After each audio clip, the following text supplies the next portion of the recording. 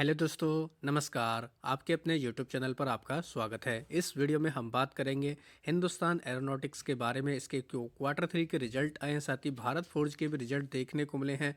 इसके अलावा defence sector को लेकर एक काफ़ी इंपॉर्टेंट और बड़ी खबर सामने आ रही है, जिसकी वजह से डिफेंस सेक्टर से जुड़ी हुई कंपनियों पर उसका असर भी देखने को मिल सकता है। तो क्या खबरें हैं, रिजल्ट कैसे आए हैं, तो इस वीडियो को ज़रूर पूरा देख सकते हैं। वीडियो शुरू करने से पहले कहना चाहूँगा, अगर किसी ने चैनल पर फर्स्ट टाइम विजिट किया है तो चैनल को सब्सक्राइब कर लें और बेल आइकन को ज़रूर दबा लें।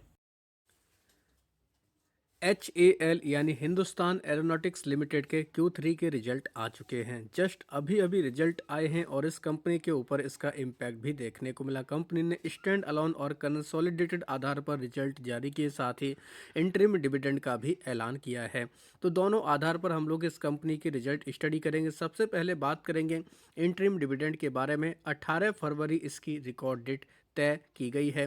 कंपनी की तरफ से दोस्तों जो डिविडेंड का ऐलान किया गया वो 35 रुपये पर इक्विटी रखा गया है।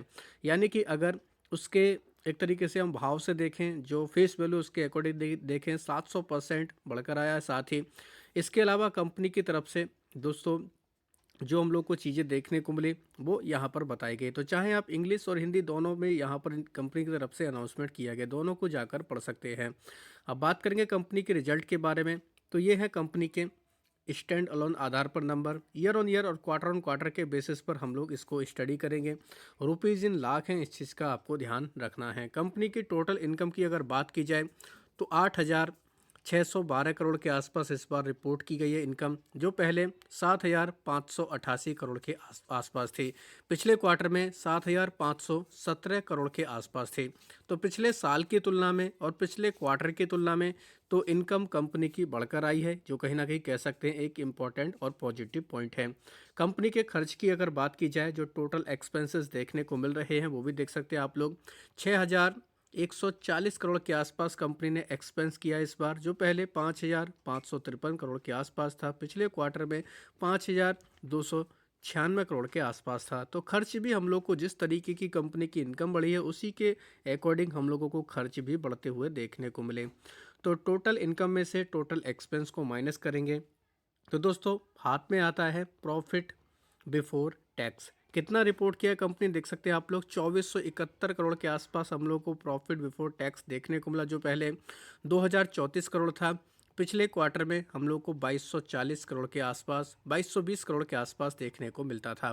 तो पिछले साल की तुलना में भी बढ़कर आया, पिछले क्वार्टर की तुलना में भी बढ़कर आया है। टैक्स वगैरह देने के बाद कंपनी ने कितना पैट रिपोर्ट किया देख सकते हैं आप लोग। 1,851 करोड़ का पैट रिपोर्ट किया है कंपनी ने, जो पहले 1,432 करोड़ के आसपास था। पिछले क्वार्टर में 1,662 करोड़ के आसपास था। तो ईयर ऑन ईयर के बेसिस पर भी ग्रोथ और क्वार्टर ऑन क्वार्टर के बेसिस पर भी ग्रोथ। तो स्टैंड अलोन आधार पर तो कह सकते हैं HAL ने बेहतर परफॉर्मेंस करके दिखाया है। आप चाहें तो कंपनी का EPS भी देख सकते हैं, ये भी हम लोग को उसके अकॉर्डिंग रिएक्ट करता हुआ देखने को मिल रहा है।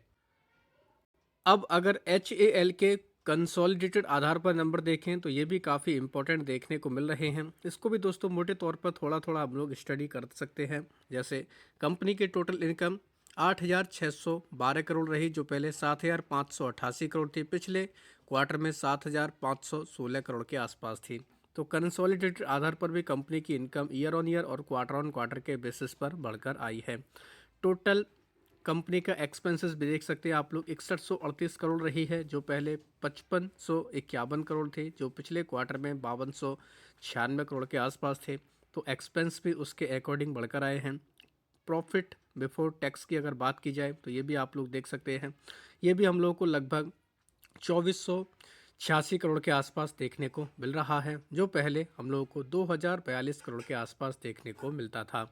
तो टैक्स वगैरह देने के बाद कंपनी ने नेट पैट जो रिपोर्ट किया है वो 1,866 करोड़ रिपोर्ट किया, जो पहले 1,440 करोड़ था। पिछले क्वार्टर में 1,670 करोड़ के आसपास था। तो ईयर ऑन ईयर के बेसिस पर भी और क्वार्टर ऑन क्वार्टर के बेसिस पर भी, कंसोलिडेटेड आधार पर भी कंपनी के नंबर हमें ठीक ठाक देखने को मिल रहे हैं। इनके अलावा बात करेंगे भारत फोर्ज के बारे में। भारत फोर्ज के भी रिजल्ट आए हैं। पैट 28% तक बढ़कर आया। रेवेन्यू में 25% की ग्रोथ रही है, 4,343 करोड़ जो पहले 3,476 करोड़ के आसपास थी। एबिडा 20% तक बढ़कर आया, 750 करोड़ के आसपास जो पहले 624 करोड़ के आसपास था। मार्जिन कंपनी की 17.3% रहे जो पहले 18% थे। नेट पैट 28% बढ़कर 273 करोड़ रहा, जो पहले 213 करोड़ के आसपास था। हालांकि वन टाइम कॉस्ट 55 करोड़ का भी हमें देखने को मिला है।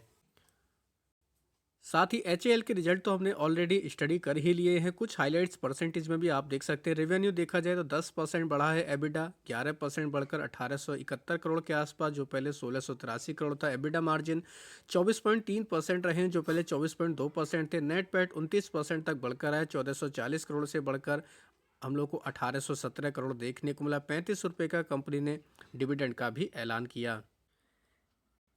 इसके अलावा दोस्तों रिपोर्ट्स के मुताबिक एक और बड़ी खबर सामने आ रही है, खासतौर पर डिफेंस सेक्टर को लेकर। डीएसी की मीटिंग देखने को मिल रही है जिसमें कोस्ट गार्ड के लिए हेलीकॉप्टर खरीद पर चर्चा, साथ ही राफेल को लेकर भी कुछ सहमति बनी है।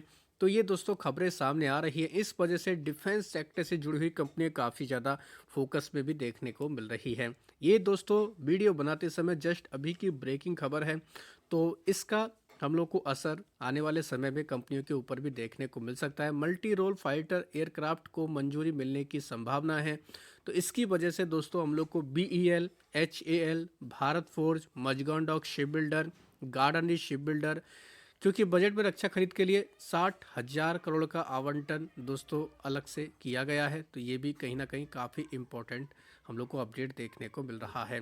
तो रिपोर्ट्स के मुताबिक खबर है दोस्तों, इस चीज़ का आपको ध्यान रखना है। बजट के बाद पहली बार हम लोग को डीएसी की मीटिंग देखने को मिल रही है, तो इसके कुछ ऑफिशियल आउटकम हम लोग को जल्द ही देखने को मिलेंगे। जो भी ऑफिशियल आउटकम होगा उसके अकॉर्डिंग हम लोग को उन कंपनियों के ऊपर इम्पैक्ट भी देखने को मिल सकता है, क्योंकि बजट में जब डिफेंस सेक्टर को जो एलोकेशन दिया गया था उसके बाद से ये कंपनियां काफ़ी ज़्यादा अभी हम लोग को एक ही रेंज में कंसोलिडेट करते हुए देखने को मिल रही हैं। ये जो मीटिंग हो रही है उसमें तीनों सेना प्रमुख दोस्तों मीटिंग में शामिल हैं। उनकी तरफ से बताया जा रहा है कि किस किस चीज़ की अभी डिमांड ज़्यादा है। तो कोस्ट गार्ड के लिए खासतौर पर हेलीकॉप्टर पर चर्चा हम लोगों को एक तरीके से पॉसिबल देखने को मिल रही है। राफेल पर भी कहीं ना कहीं सहमति बनते हुए देखने को मिल रही है। तो ये कहीं ना कहीं डिफेंस सेक्टर के लिए काफ़ी इम्पोर्टेंट अपडेट है। तो इनकी वजह से आप लोग चाहें तो ज़रूर जितनी भी दिग्गज डिफेंस से जुड़ी हुई कंपनियां हैं उनके ऊपर नज़र रख सकते हैं। रिजल्ट तो आ ही चुके हैं। एचएएल के रिजल्ट आने के बाद कंपनी हम लोग को पॉजिटिव ही देखने को मिल रही है। हालांकि रैली नहीं आई है लेकिन पॉजिटिव है, लेकिन कहीं ना कहीं ये एक काफ़ी इम्पोर्टेंट खबर है। तो ज़रूर आप चाहें तो इन कंपनियों को फिलहाल अपने रडार पर रख सकते हैं।